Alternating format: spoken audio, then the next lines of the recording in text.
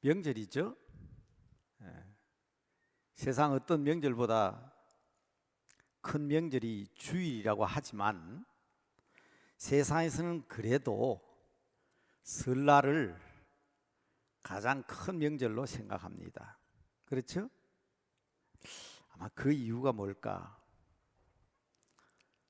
복을 비는 절기이기 때문에 그런 것 아닌가?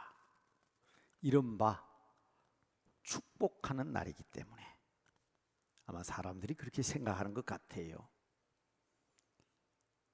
축복, 빌축, 복 그렇습니다.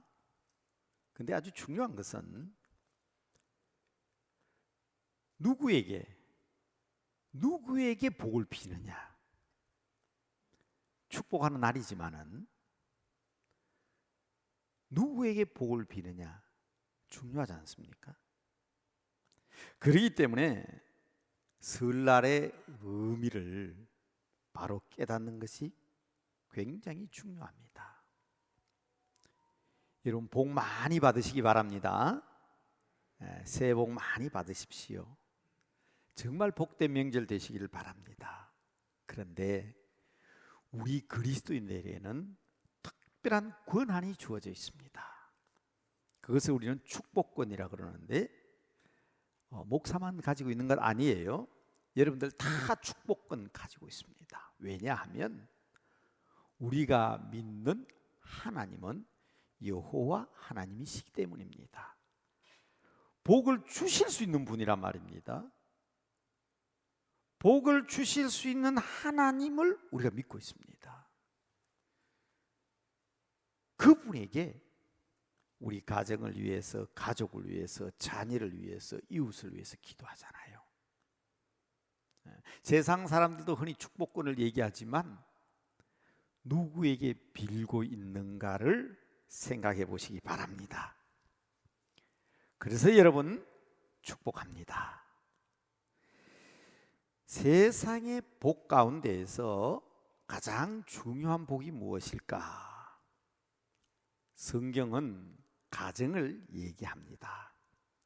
가족들이 행복하고 평강을 누려야 합니다. 하나님께서도 사람을 지으시고 이 복을 주셨다고요. 오늘 시편 128편은 우리 어른들의 회갑, 칠순, 팔순, 수연 감사 예배 때 저는 꼭 이 말씀을 읽습니다. 왜냐하면 앞서 말씀드린 대로 우리가 누구에게 복을 비느냐, 복 주실 분이 누구냐, 그리고 그 복의 내용이 무엇이냐를 가장 확실하게 이야기하고 있기 때문입니다. 그래서 첫째 말씀드립니다. 여호와를 경외하는 가정이 복이 있습니다. 사실 이 가정의 복은 하루아침에 이루어지는 것은 아닙니다. 가정, 집 가자에다가 뜰 정자를 썼습니다. 가족들의 정원이라는 그런 뜻입니다. 여러분 정원을 꾸미는 일은 쉽지 않습니다. 하루아침에 되는 일이 아닙니다. 정원을 가지고 계시고 정원을 꾸미는 분들은 아마 많이 경험하셨을 겁니다. 말씀드리고자 하는 것은 가정이라는 정원의 설계자는 여호와 하나님이십니다. 오늘 10시 20분에 우리 장년교회학교 시간에 우리 장로님께서 에덴 동산에 대한 말씀을 하셨습니다. 하나님께서 최초의 에덴 동산을 기획하셨는데 내용을 한번 보세요. 각종 실과를 맺는 나무들과 아름다운 정원을 만드시고 그 에덴 동산 가운데에서 아담과 하와를 두시지 않았습니까? 뿐만 아니라 이 정원에서 생활할 수 있도록 필요한 모든 것을 가꾸시는 분은 하나님이십니다. 그러므로 말씀드립니다. 참된 가정은 여호와의 경외로부터 시작해야 합니다. 우리 잠언서를 읽어보면 나오죠. 우리 가정의 행복은 재물의 부요함이나 명예가 아니라 정말 가정을 행복하게 하는 것은 여호와를 아는 지식입니다. 하나님이 설계자이시고 가꾸시는 분이십니다. 지금도 하나님은 가정, 이 아름다운 정원을 관리하고 계시는 정원사이십니다. 그러므로 여러분, 하나님께서 아담과 하와를 통해서 우리에게 복 주셨던 그 놀라운 위임을 우리는 기억하고 있지 않습니까? 생육하고 번성하라, 땅에 충만하라, 이것들을 다스리라. 오늘 작년교회학교에 참여하신 분들은 말씀을 들으셨기 때문에 이 부분에 대해서는 제가 길게 말씀드리지 않겠습니다. 정원 가운데 두시고 그것을 정복하라고, 그 주인이 되라고 아담과 하와를 그 동산에 두셨는데, 그만 유혹에 넘어가서 주인이 되어야 될 이들이 타락하고 말았습니다. 여러분, 종종 저는 그런 말씀을 드립니다. 아무리 아름다운 고루 극악을 지었다 할지라도 그 안에 사는 사람이 주정뱅이가 살면 아무리 큰 집이면 뭐합니까? 찬바람이 쌀쌀 일어나잖아요. 그러나 아무리 작은 오두막 초막이라 할지라도 거기에 사는 사람이 빈틈이 없는 사람이라면 빈틈이 없습니다. 여러분, 이 땅에 살아가는 우리들이 정말 하나님의 사랑과 은총 가운데 여호와 하나님을 아버지로 모시고 사는 진정한 그 가정이 복이라고 할 수밖에 없는 것이 바로 이 성경 전체에 나와 있지 않습니까? 창세기로부터 요한계시록까지 우리는 그 낙원을 잃어버렸지만, 그러나 이 긴 여정을 통해서 에덴 동산을 회복하시는데, 그게 요한계시록에 나와 있는 새 하늘과 새 땅 아니겠습니까?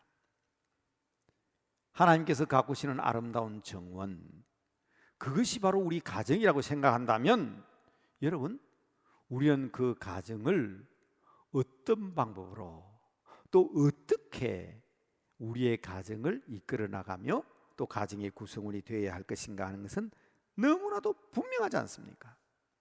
그래서 오늘 시편 128편에 성전에 올라가면서 불렀던 이 노래의 1절이 이렇게 되어 있습니다. 여호와를 경외하며 그의 길을 걷는 자마다 복이 있도다.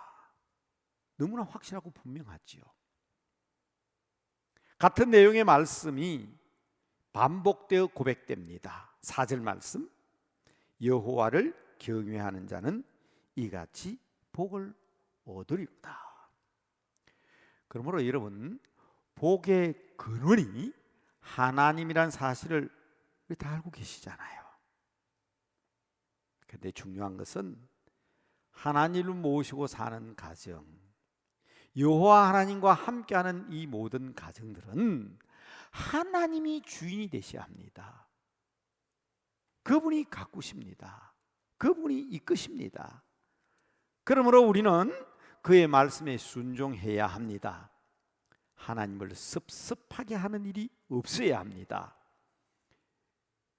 우리 성도님들의 가정이 다 여호와 하나님께서 기뻐하시는 복된 가정들이 되시기를 주님의 이름으로 축복합니다.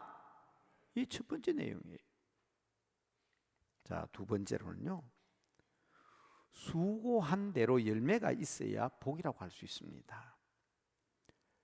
누구나 다 행복하기를 원하지 않습니까? 그렇죠? 또 그렇게 살기 위해서 노력하고 있습니다. 수고하고 땀 흘리고 노력하지 않는 사람이 누가 있나요? 그런데 문제는 그렇게 수고하고 노력하였음에도 불구하고 결과가 없습니다. 열매가 없습니다. 이게 문제잖아요. 여러분, 그럴 때는 다시 한번 돌아보고 말씀의 거울에 자기 자신을 비추어 보아야 합니다. 오늘 아침에 여러분 다 거울 보고 나오셨죠?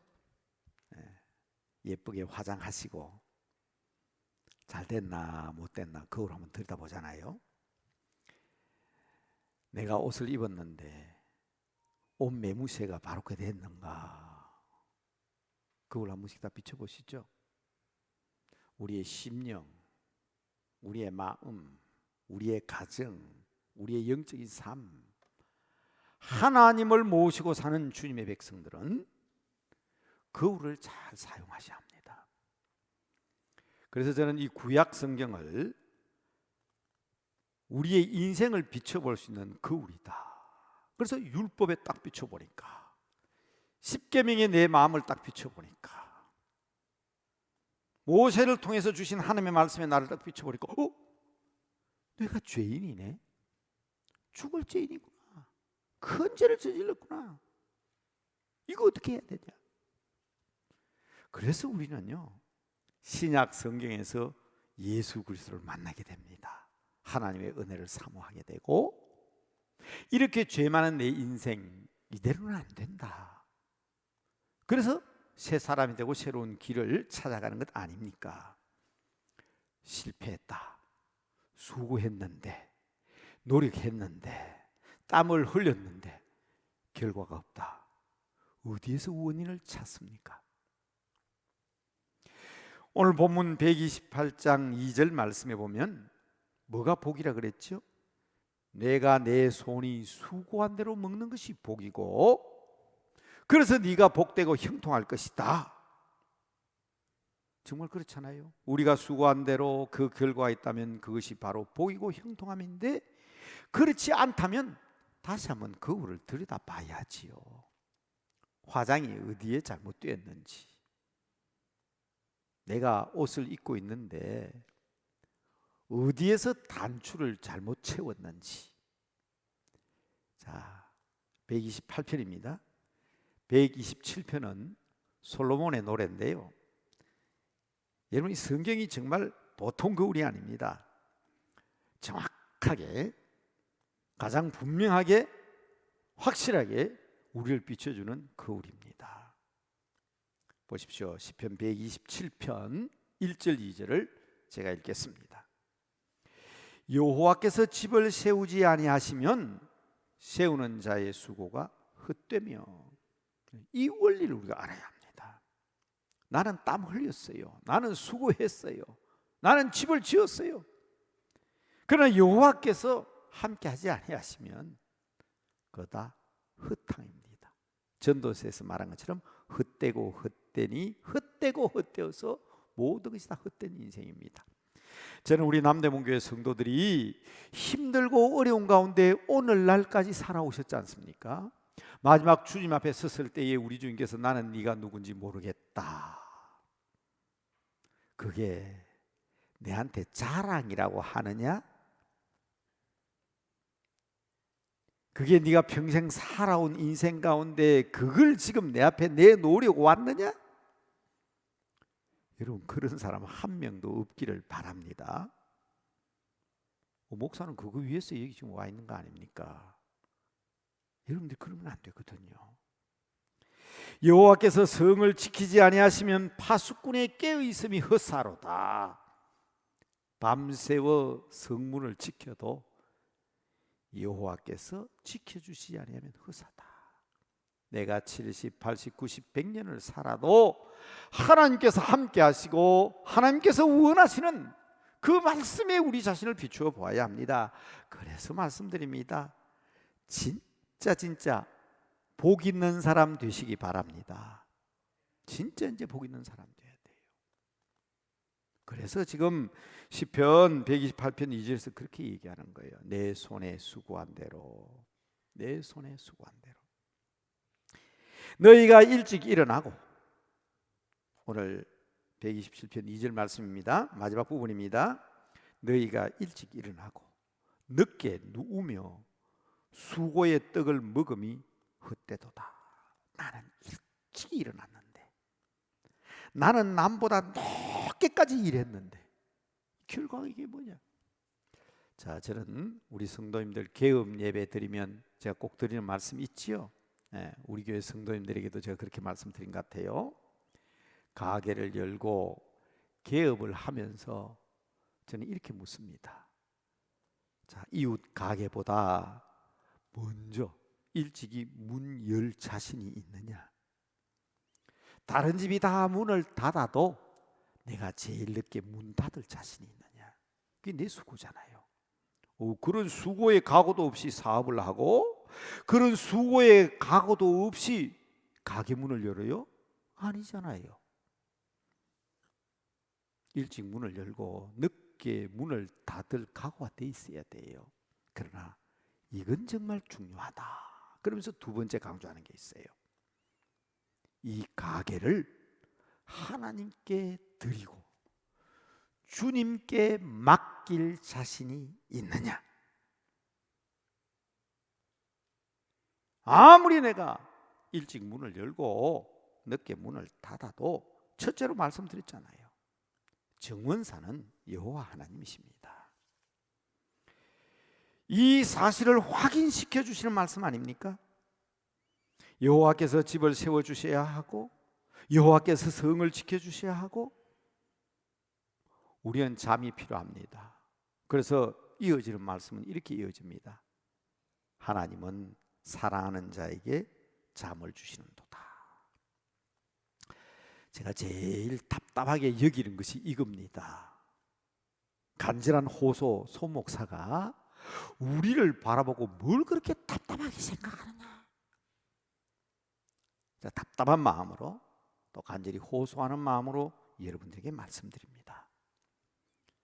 저는 여러분들이 복을 받고 부자가 되고 자녀들이 형통하고 기도마다 응답받고 날마다 기적적인 능력을 체험할 수 있는 우리 성도들이 되었으면 좋겠다.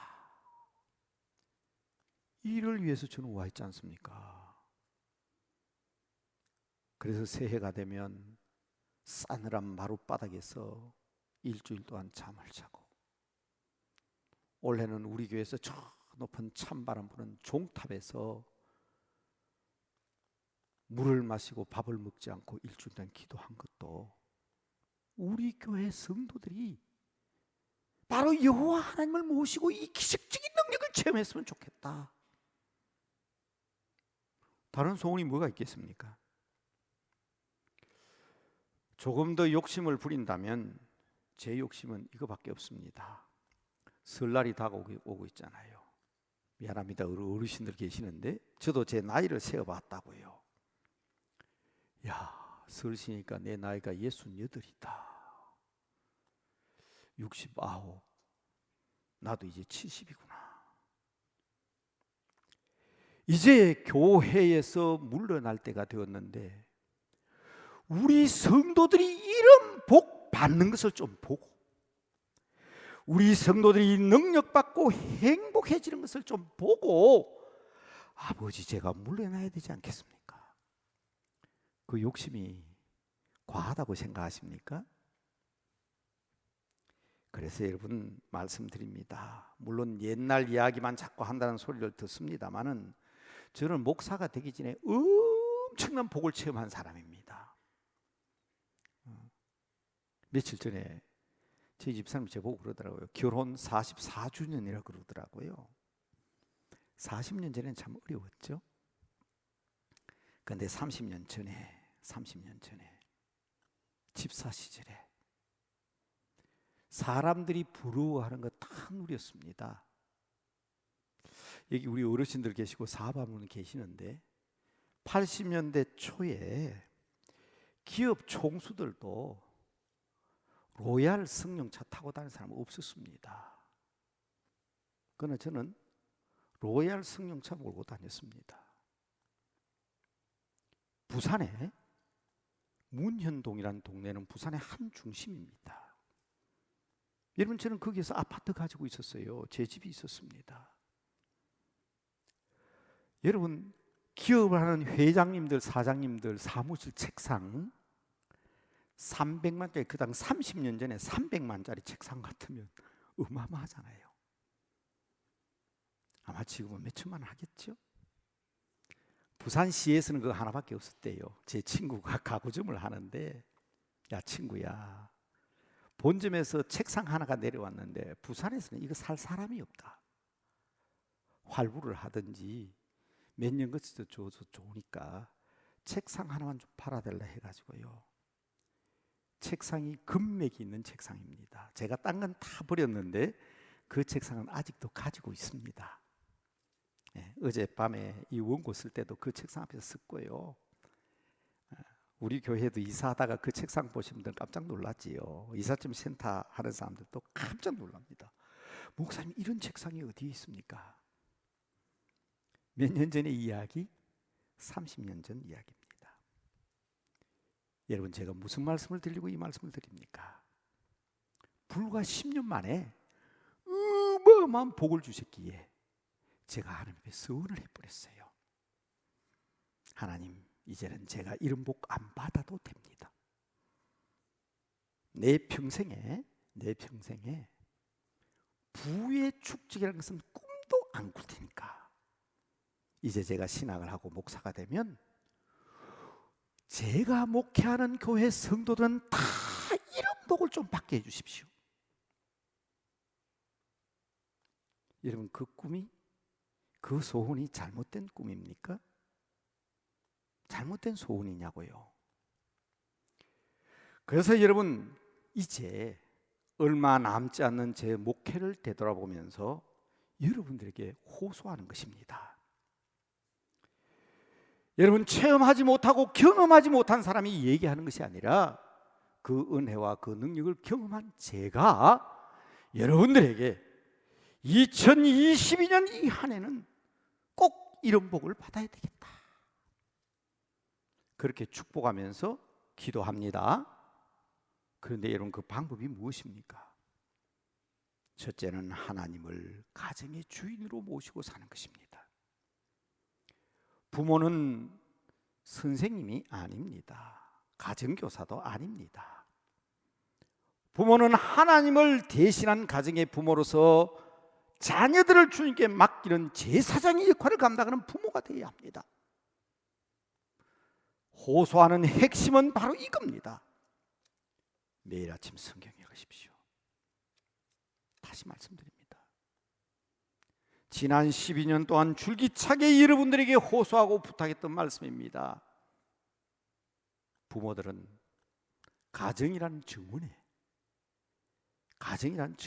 주인 되신 하나님께 기도하는 제사장들입니다. 선생님은 학교에도 있어요. 이웃에도 많은 선생님들이 있어요. 제사장이 하나님의 말씀을 읽고 자녀들 중심의 가정 예배를 들으셔야 합니다. 굶고 배가 고파도 주님께 드리고 맡기고 감사하며 사셔야 합니다. 그게 지금 오늘 본문 내용의 말씀입니다. 나는 이렇게 아침부터 밤늦게까지 뼈 빠지게 수고했는데 우리 가정은 왜 이 모양입니까? 말씀의 거울을 들여다보십시오. 그렇게 사시는 분들이 복을 받고 수고한 대로 열매를 거둡니다. 선생님, 애를 때려도 곱게 때리지 종아리에 몇 자국이 남으면 됩니까? 지금 같으면요, 아마 저는 폭력 교사가 돼가지고 쫓겨났을 겁니다. 어떤 아버님이 오후에 자기 아들을 데리고 와서 아들 종아리를 내보이면서 제게 항의한 겁니다. 그때 제가 제 종아리를 걷었습니다. 아버님, 제 종아리를 보십시오. 아니, 선생님은 누구한테 매를 맞아가지고 온 종아리가 시퍼렇게 멍들었습니까? 애한테 물어보십시오. 애한테 물어보십시오. 그 순간 아버지가 제 앞에서 무릎을 꿇었습니다. 제가 그 아버지에게 한 말이 그 말입니다. 당신은 당신이 잘못 가르친 아빠라면서 아이의 손으로 매맞은 적이 있습니까? 저는 이 아이에게 목욕탕에도 가기에 부끄러울 정도로 이렇게 매를 맞으면서 아이를 가르쳤습니다. 그때 그 아버지가 제 앞에 무릎을 꿇었습니다. 예수를 믿었습니다. 가정 예배를 권장했습니다. 여러분, 제가 서울에 오기 전에 이분은 벌써 강남 대치동으로 이사 오셔서 강남에 있는 어느 큰 교회 지금 장로로 시무하고 계십니다. 가끔은 제게 전화가 와서 그럽니다. 목사님이 그 날이 제가 거듭난 날이었습니다. 핵심은 뭡니까? 예수님입니다. 주님입니다. 아이들이 봐서는 안 될 영화를 옛날에는 아이들이 참 많이 봤어요. 지금은 고속터미널이나 혹은 역계 가면 그런 거 없습니다. 근데 그때만 하더라도 왜 그렇게 도색 잡지들도 많고 주간지가 엄나라니 그지없었습니다. 제 학급에서 아이 하나가 안 될 영화를 보고 키득거리면서 도색 잡지를, 어른들도 볼 수 없는 도색 잡지를 아이들에게 나눠보고 있다가 저한테 들켰어요. 자기는 아마 맞아 죽었다고 생각했던가 봐요. 제가 아이를 불렀고 그랬습니다. 야, 너 어디 영화에 나오는 이런 사진을 너가 어디서 구했니? 너 앞으로 영화 감독 되려나 보다. 여러분, 이 이야기는 제가 새벽 기도 시간에 얘기했습니다. 어느 날 시내 나갔다가 제 뒤에서 저를 알아보고 만나는 사람이 있었는데 그분이 바로 유명한 영화 감독이라고. 여러분, 주위가 산만해서 운동시키라고 했더니 국가 대표 선수가 되었는데 새롭게 하소서에 출연하더라고요. 그 신앙 간증을 듣고 저도 엄청 놀랐습니다.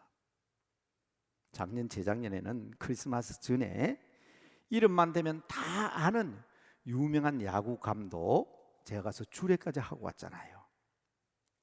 여러분, 제가 이런 말씀을 드리는 것은 그 중심에 누가 있느냐는 거예요. 누가 있느냐. 이름도 없는 무명 선수가 야구 감독이 되고, 도색 잡지나 돌리던 아이가 영화 감독이 되고, 내 새끼 종아리 매 맞았다고 찾아와서 항의하던 부모가 장로가 되게 한 분이 누굽니까? 접니까? 아닙니다. 하나님이십니다. 여러분, 정말 말씀드리고 싶습니다. 여러분의 중심 속에 여러분 가정의 주인이 누굽니까? 여호와 하나님, 바로 그분입니다. 그래서 지난주에도 수요일 예배 때도 새벽 기도 시간에도 강조하고 강조했습니다. 나는 내 마음도 다스릴 수 없는 사람이에요. 내 자신도 다스릴 수 없는 사람이에요. 나도 내 마음대로 못하는 사람이 어떻게 내 아내, 내 자녀, 내 가족, 내 이웃을 변화시킬 수 있겠습니까? 복도 마찬가지입니다. 복 받기 싫은 사람 어디 있어요? 내 마음대로 복 받고 내 뜻대로 복을 줄 수 있다면 얼마나 좋겠습니까? 그래서 부탁드립니다. 열매가 있는, 여러분의 수고와 기도에 열매가 있는 성도들이 되시길 바랍니다. 그러기 위해서는 엎드려야 합니다. 주님 앞에 엎드려야 합니다. 제발 제발 부탁드립니다. 핑계 좀 하지 마세요. 목사님은 정말 모르십니다. 우리 가족들은 일주일 내내 만날 시간이 없습니다. 애는 애대로 바쁘고 할아버지 할머니는 할머니대로 바쁘고 나는 내대로 바쁜데 목사님 모르셔서 자꾸 가정예배 얘기하는 거 아닙니까? 아니까 말씀드립니다. 그대로 가면 큰일 납니다. 애는 애대로, 엄마 아빠는 엄마 아빠대로, 할아버지 할머니는 할아버지 할머니대로, 가족들이 만날 시간이 없다. 그게 가정입니까? 그게 가정이냐고. 그렇기 때문에 가정 예배 드려야 된다고 수없이 여러분들에게 말씀드렸습니다. 그렇기 때문에 엄마 아빠와 자녀들이 만날 시간이 없기 때문에, 부부도 만날 시간이 없기 때문에 가정 예배를 드려야 만나고 하나님이 주인으로서 역할을 할 수 있습니다. 예수 믿는다고 하면서 주님 모셔놓고 주님을 섭섭하게 하고 자기 마음대로 자행자재하면 하나님도 섭섭해 하십니다. 하나님이 섭섭해 하시고 여러분들이 삐지는 것은 문제가 아니에요. 하나님이 삐지시면 끝납니다. 성경 뭐 보십니까? 하나님께서 이스라엘 백성들께 삐지시니까 어떤 현상이 생기더냐고요. 예? 성경에서 보셨잖아요. 하나님이 삐지니까 어떤 결과가 오더라고. 예루살렘은 불타고 성전은 불타서 사라지고 백성들은 흩어지고. 하나님을 모시고 살면서 하나님 삐지게 하면 안 됩니다. 목사님은 모르십니다. 아들은 부산에 살고 딸은 대구에 살고 가족들은 광주에 있는데 나 혼자 서울에 있어요. 어떻게 가정 예배 드립니까? 그냥 두면 큰일 납니다. 저는 제 손자와 제 며느리가 독일에 있습니다. 8개월이 지났습니다. 제 딸 가정은 태국 선교사로 간 지 10개월이 지났습니다. 한 번도 매주일 한 번 가정예배 글러본 적이 없습니다. 독일에 있어서 가정예배 못 드립니까? 미국에 있어서? 호주에 있어서? 그게 가족입니까? 오늘 너무 심하게 지금까지 그렇게 말씀 안 드렸는데 설날 앞두고 심하게 말씀드린 이유를 저는 말씀드렸습니다. 저는 보고 싶습니다. 하나님은 더 보고 싶어 하실 것입니다. 여러분의 손이 수고한 대로 먹는 것을 보고 싶어 하십니다. 여러분들 복 받는 것을 하나님은 보고 싶어 하십니다. 그래서 명절 때마다 가정예배 순서지를 만들며 기도합니다. 이 복이 꼭 이 가정에 임하게 하여 주시옵소서. 수고한 대로 먹게 하시고 복되고 형통한 가정들이 되게 하옵소서. 이번 명절에는 꼭 우리 성도들이 명절 신앙을 회복하게 하여 주시옵소서. 명절은 그냥 먹고 옷 입고 그게 명절 신앙이 아닙니다. 간단하게 다시 한번 반복할까요? 명절 신앙은 제사 신앙입니다. 안 믿는 사람도 명절에 제사 지낸다고. 조상들에게 우상들에게 제사 지낸다고. 믿는 우리들이 하나님 앞에 제사 안 지내면 되겠습니까? 기독교는 제사의 종교인데 뭐가 예수 믿는 사람 제사도 안 지내요? 창세기부터 요한계시까지 전부 제사인데. 한번 따라 하실까요? 기독교는 제사의 종교입니다. 기억하셔야 돼요. 기독교의 제사가 예배잖아요. 안 믿는 사람도 제사 지내는데 명절 신앙은 제사 신앙입니다. 두 번째, 명절 신앙은 잔치 신앙입니다. 잔치 신앙. 잔치 아시죠? 기뻐하고 즐거워하고 음식들을 나누고 이웃 사람과도 나누고 기뻐하고.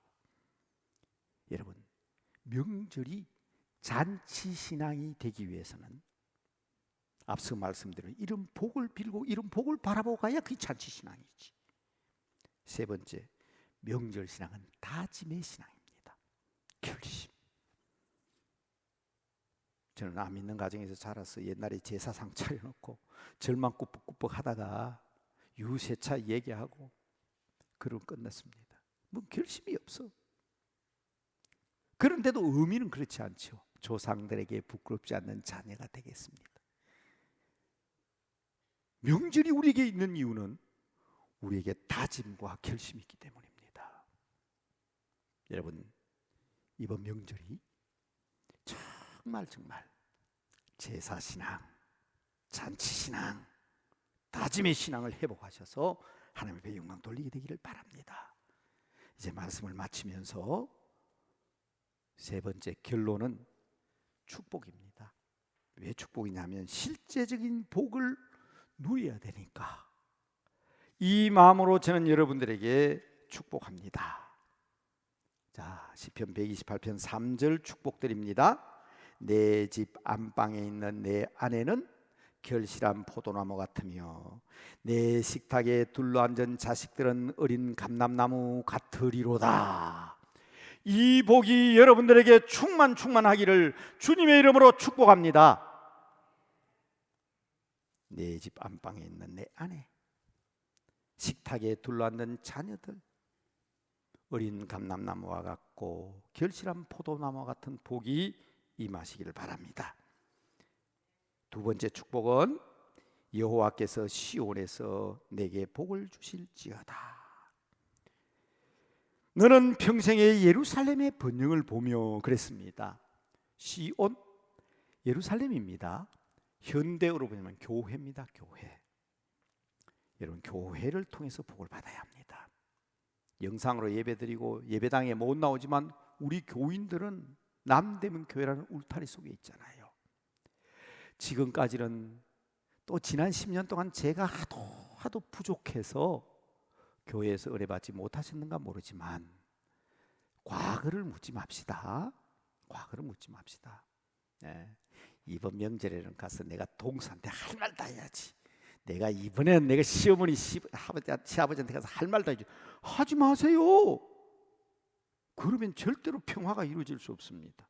우리 주님께서는 과거를 묻지 않으셨어요. 내 죄가 지롱 같고 주홍과 같을지라도 내 다 덮어버릴게. 흰눈같이 깨끗하게.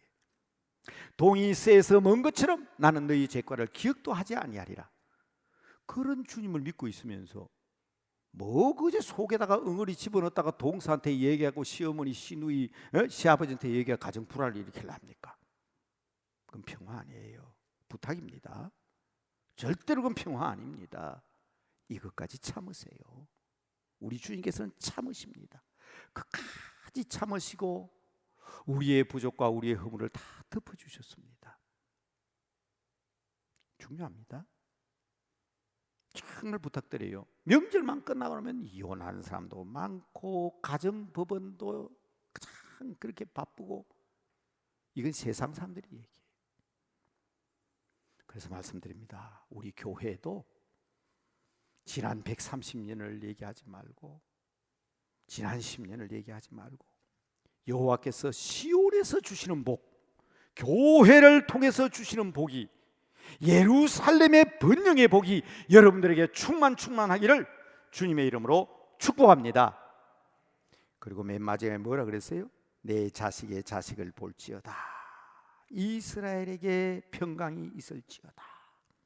후손의 복. 이스라엘은 이 백성들의 나라입니다. 나라. 이 민족이 이스라엘 민족이에요. 여러분, 우리나라가 너무 시끄럽습니다. 대선을 앞두고 너무 혼탁합니다. 너무 무질서합니다. 너무 답답합니다. 그러나 여러분, 하나님께서 우리의 선배들이 기도하고 일구는 이 나라가 오늘 축복의 날이니까, 축복의 날이니까 첫 번째, 여러분 자녀들, 여러분 후손들, 여러분 가족들이 복되기를 축복하고, 두 번째는 우리 남대문 교회를 통해서 주시는 복이 여러분에게 충만하시기를 축복하고, 세 번째로는 혼탁하고 어지럽고 무질서하고 답답하고 고통스럽지만 하나님께서 사랑하시는 한반도 대한민국 이 민족 위에 하나님께서 큰 복을 주시는 새해가 되시기를, 하나님이 주인이시니까 우리 주님의 크신 이름으로 축복합니다. 여호와를 경외하고 온 가족이 함께 복받고 결실한 포도나무 같은 아내와 어린 감람나무들, 시온에서 예루살렘의 복과 번영을, 그리고 자손과 자손 후손의 복을 함께 누리는 여러분들 되시기를 바라면서 우리 다 함께 기도합시다. 오늘 말씀 생각하면서 잠깐 기도하겠습니다. 기도하십시다.